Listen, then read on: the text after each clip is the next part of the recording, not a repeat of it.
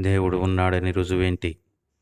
దేవుడు ఆకాశం నుండి వర్షమును, ఫలవంతమైన ఋతువులను దయచేయచ్చు ఆహారమును మనకు అనుగ్రహించుచున్నాడు. ఇదే దేవుడు ఉన్నాడనటానికి రుజువు. ఇంతకీ వర్షమును కురిపిస్తుంది ఎవరు? సైన్సా, దేవుడా?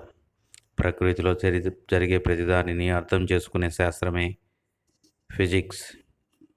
జలరాశులు నిన్ను కప్పునట్లు మేఘమునకు నీవు ఆజ్ఞ ఇవ్వగలవా? వర్షం పడాలంటే ముందు ఏమి జరగాలి?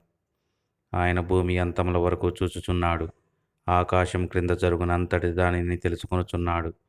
గాలికి ఎంత బరువు ఉండాలని ఆయన నియమించి ఉన్నాడు.